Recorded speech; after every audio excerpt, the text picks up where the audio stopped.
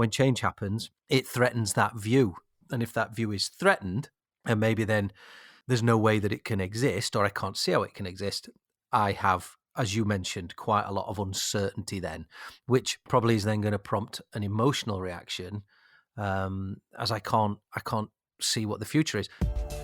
The question is from Thinking Focus. Hello, it's Rich. Hi, it's Ricky. And today the question is, why do some people react to change harder than others? Oh. So let's dive into that, shall we, Ricky? We spend a lot of time with teams that are going through change or about to go through change. So why do some people react harder than others? Well, I guess an interesting place to start is often around what the future is that people are imagining in their head, or what the story is that they've already got about a future.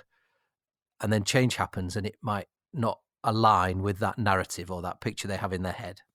We like certainty, don't we? We like this sense of meaning. We like to be in control of what's going to happen. Sadly, in the world today, that's not easy to have that control. In fact, I don't think there's anybody has got that level of control. But in the workplace, you might feel a bit more comfortable. You know your job. You know what the next role looks like. You know what you need to do, perhaps, in order to become, that next position that you aspire to have, and perhaps maybe even had conversations about stepping into that role. I know I've had that in my career, but of course, the challenge comes when everything changes, and now all bets are off, and we have to redefine what that future looks like, don't we? Yeah, I think what you made me think of there is actually maybe I've got a view in mind about what the future is, but there's a good chance it's not real. It's just in my head, and I've imagined that things will go a certain way, and I'm sort of living into that. And then when change happens, and let's face it, most of the time organizational change is outside of my control. It's happening to me. When change happens, it threatens that view. And if that view is threatened, and maybe then there's no way that it can exist, or I can't see how it can exist, I have, as you mentioned, quite a lot of uncertainty then, which probably is then going to prompt an emotional reaction, as I can't see what the future is. I might struggle even more, and I think we've seen this a number of times over the last couple of years, where there's an awful lot of sort of self-esteem that is attached to what somebody's doing or they might do in the future. And if that changes, that can have a knock-on impact onto how I feel about myself and view myself and my self-worth. Well, yeah, of course, because, we become comfortable, confident, we perform in the role that we're doing. And then now the game has changed, and all of a sudden, well, is it me? Am I the right person for this? Do I have the skills to do this? So, we start to play through these almost imposter syndrome that might kick in that goes, well, am I good enough to do this role, how it's shaped up now? Or, I was absolutely comfortable in what was done before. And of course, the expectations might change too. So, before, I had normality in fitting my work, my life, my social life in there. And, for me, the social life is all around, chaperoning my 11-year-old to all his bits and pieces. Well, if suddenly my role meant I was on the road more than I am right now, well, that might also be a factor that affects my sense about, well, this is unfair, because yesterday I knew what the game looked like. I knew how to play the game, and now today it's all changed. So let's go back a bit there. So there's a few key words I think that you've mentioned in that, and we've mentioned so far. So there's something, isn't there, about uncertainty that's now created. Yeah. So I've gone from what I thought was certain, which wasn't, by the way. It was just my interpretation. But I've gone from some form of certainty to uncertainty. Potentially that's threatening how I view myself and the way I'm living my life. Potentially, not for everyone, of course, but sometimes. And then you mentioned that word about unfairness, because if change happens to me, I haven't chosen it. We like control, don't we? We like choice. If change happens to me and I can't initially see the benefit of it, then I might feel that that's unfair. And unfairness can, of course, bring frustration, can bring anger, can bring disappointment, and can bring some quite difficult emotions as well, which again might start me to spiral from a mindset point of view into quite a difficult negative place.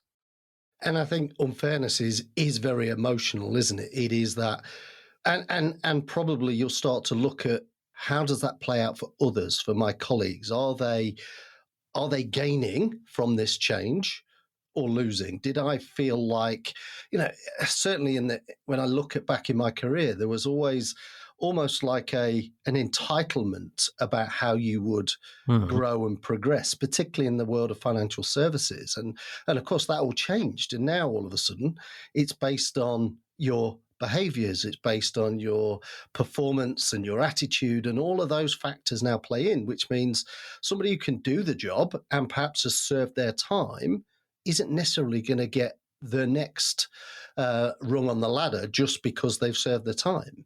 And change is a really interesting one because it changes the landscape for everybody. And I think you talked about mindset in there, and it's basically going, what is my mindset?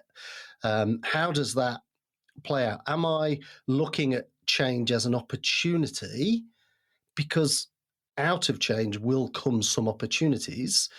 Or am I looking at it as, oh, it's all gone pear-shaped, and now where do I fit? And now what does this look like? And how am I going to cope? How am I going to do this?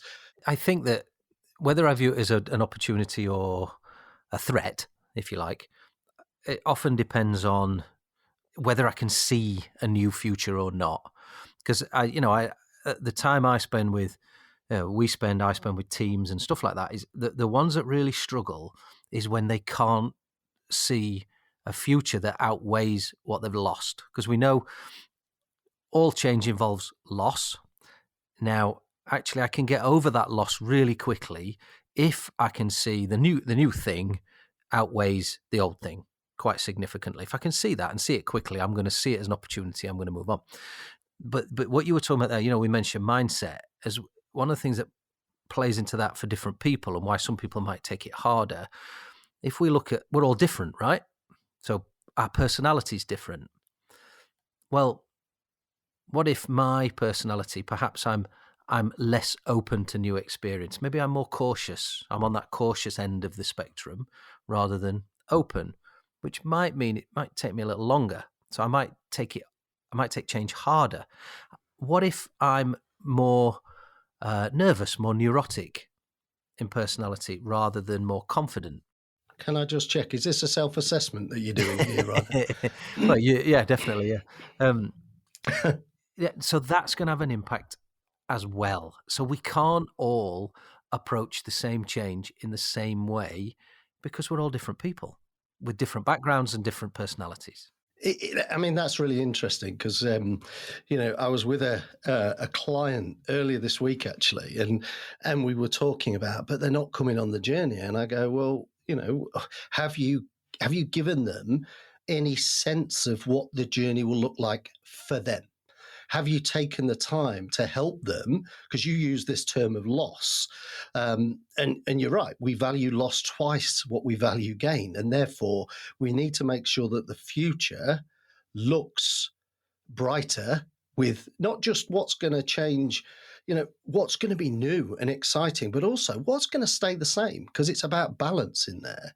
And it's interesting. And it's often the most simple of things to us, perhaps. Somebody who changes seat can be a real catalyst for an adverse reaction to change. And when we were talking this through, they were laughing because it's a big kind of call center type location. And they were just laughing because they could see people who now had to sit with a different person than the person that they're used to sitting with, used to talking with, that Monday morning conversation, over coffee or lunch or whatever, because they were present with them. And now all of a sudden that's changed. And it's often the little things that make the biggest impact for us. Oh, I mean, if you did, when you talk about that, call it a little change. But when you talk about that, you've described some powerful stuff in there. There's going to be a sense of unfairness because Yep. I didn't choose this. You've done it to me. I was happy before, so now potentially I don't know who I'm going to be sitting next to, or maybe I do, and I'm not comfortable with them. Yep. And there's also the thing about loss.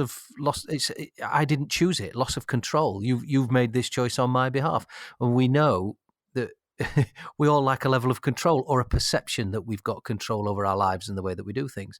So what that taps into is some quite big emotional stuff. Now, if you magnify that out and make it a much bigger organizational change, you restructure jobs, you move, I don't know, sales teams get territories moved, or I don't know, I worked on one product and now you're shifting me onto another. That's going to play right into some of these emotions. One of the things you said as well there, which you hear a lot, is people say, oh, well, we've got to sell the change then, haven't we? We've got to sell the change so that you can see the benefits. Well, that's okay, but we've also got to stop and help people come to terms with, what does this change mean? What have you lost? What won't be there in the future, before we can expect them to move on? Because if we start saying, oh, well, it's all great and it's going to be better and there'll be more opportunities for you, but I haven't come to terms with it yet, then really that's likely just to create more of an emotional reaction. A negative emotional reaction, I should say. Yes, and I think you're also likely to see people dig their heels in more and cling on to the things that they're losing more. You're taking this away.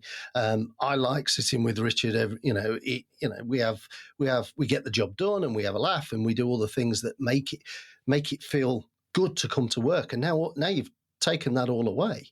So we start to either resist or actively, even go and recruit others that kind of feel the way we do.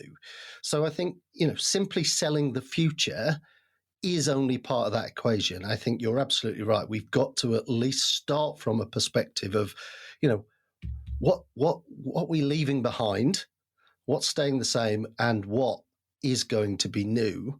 And the secret is to obviously take the latter of those three and make those feel like they're more than what they're losing. I'm pleased to hear that you like sitting next to me. Yes, well, Yeah.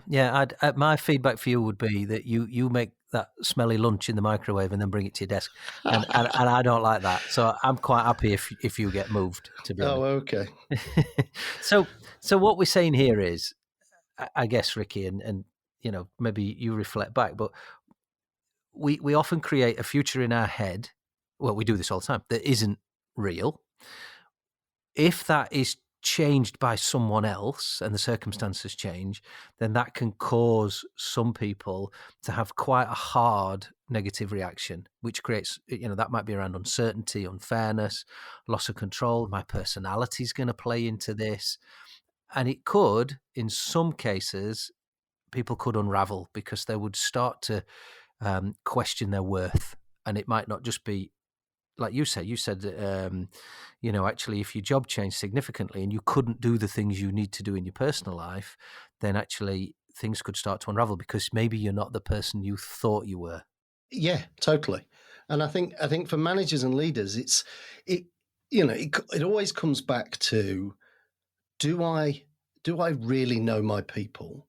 Do I know what, I know what they can do from a work perspective, but what are the external factors, their home life, their personal life? If all of a sudden, I'm saying you can't now go and, watch your son go and play cricket because you now that might become a deal breaker for you. And actually, do we want to lose you because of that? So, really it's about understanding more than just what you do as a job and understanding the whole package so that we can help you to adapt to that new world. Because, the conversation I had with this client earlier in the week, I say, what if they don't like the change? I said, the change is not up for negotiation.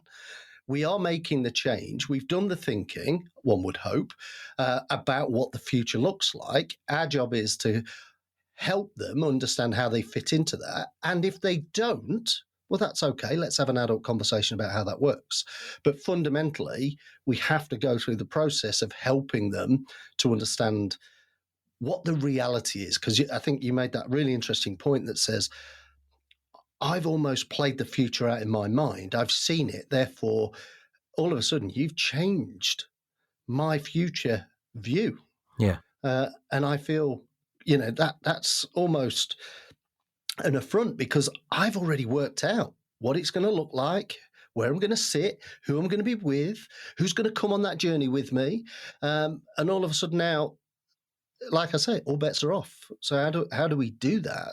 So there must be some things we can help guide some managers when people do react hard to change, particularly around some of this stuff. What sort of things? If there were 3 things we could suggest, what might they be for leaders and managers? Well, I think that is a really good question. And you know what? Stay tuned for our next podcast when we're going to dive into that. So we're going to look at how do I keep it together when change affects me unexpectedly. In the meantime, just so you know, there is in the Thinking Focus office, we've decided that lunches must be eaten in the lunchroom from now on. So if you could bear that in mind. Well, then my productivity is going to go down. Right. You're taking out my freedom to choose. Let's do a podcast on that. Next time on The Question Is. I always think of resilience. I like the water cooler metaphor. So, imagine one of those water machines where you have the upside down bottle on it. The bottle is the amount of resilience you've got. And there's really 2 factors in play here. How big a bottle have you got? How full is the bottle that you've got? To find out how Thinking Focus can unlock the potential within your organisation, go to www.thinkingfocus.com, where you'll discover more about the work we do, helping our clients increase productivity and enable change.